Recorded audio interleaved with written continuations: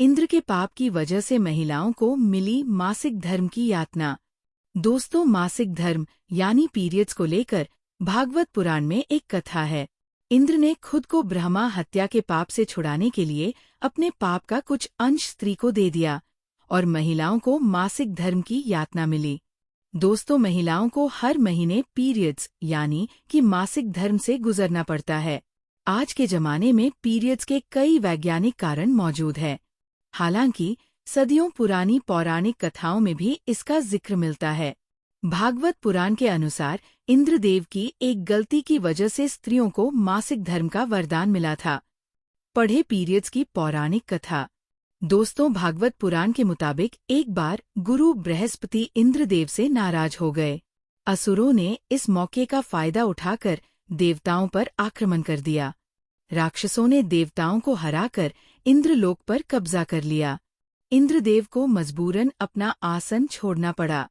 वे मदद के लिए जगत गुरु ब्रह्मा के पास पहुंच गए। ब्रह्मा ने इस समस्या के निवारण के लिए इंद्र को किसी ब्रह्मज्ञानी की सेवा करने के लिए कहा। दोस्तों, ब्रह्मा के कहे अनुसार इंद्र एक ब्रह्मज्ञानी की सेवा करने लगे। उस ब्रह्मज्ञानी की माँ एक असुर थी। इंद्र इस बात से अनभिज्ञ थे। वह जो भी सामग्री ब्रह्मज्ञानी को चढ़ाते वो असुरों के पास चली जाती। इस तरह इंद्र की सेवा निष्फल साबित हो रही थी। इंद्रदेव को जब इस बात का पता चला तो वे बहुत क्रोधित हुए। उन्होंने क्रोध में आकर ब्रह्मज्ञानी की हत्या कर दी। इस तरह इंद्र पर ब्रह्मा हत्या का पाप चढ़ गया। वे जहां भी जाते ये पाप राक्षस के रूप में उनका पीछा करता। दोस्तों, थक हार कर इंद्र एक फूल के अंदर समा गए और वहीं पर छिपकर भगवान विष्णु की आराधना करने लगे। कई सालों तक तपस्या करने के बाद विष्णु इंद्र से प्रसन्न हो गए।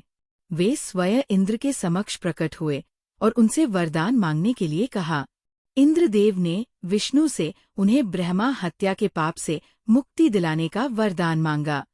भगवान विष्णु ने कहा कि अगर इस पाप को वृक्ष, जल, धरती और स्त्री में बराबर बांट दिया जाए तो इंद्रदेव इससे मुक्त हो जाएंगे। दोस्तों, इंद्रदेव इन चारों को मनाने की कोशिश में जुट गए। इंद्र ने वृक्ष, जल, धरती और स्त्री को अपने पाप का बराबर हिस्सा बांटने के लिए मनाया। इसके बदले उन्हें एक एक वरदान देने का वादा किया। वृक्ष को इंद्र का पाप लेने के बदले अपने आप जीवित होने का वरदान मिला। जल ने भी इंद्र के पाप का एक हिस्सा ग्रहण किया और उसे वरदान मिला कि उसमें किसी भी चीज को पवित्र करने की ताकत होगी। दोस्तों, इसी तरह धरती ने इंद्र के पाप के बदले वरदान लिया कि उस पर पड़ने वाली चोट का कोई असर नहीं होगा और फिर से ठीक हो जाएगी। अंत में स्त्री ने भी इंद्र के पाप के एक चौथाई हिस्से को ग्रहण किया और उसे मासिक धर्म की यातना मिली।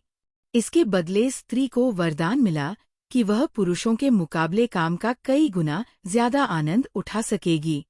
इस तरह हर महीने स्त्रियों को मासिक धर्म होता है। इस दौरान वे देवताओं की पूजा नहीं करती है। दोस्तों, हालांकि ये पौराणिक कथा है, मासिक धर्म का वैज्ञानिक पहलू अलग है। विज्ञान में पीरियड्स को एक सामान्य जैविक प्रक्रिया माना जाता है जो महिलाओं को गर्भधारण करने के लिए तैयार करती है और इससे महिलाएं शारीरिक रूप से स्वस्थ रहती है।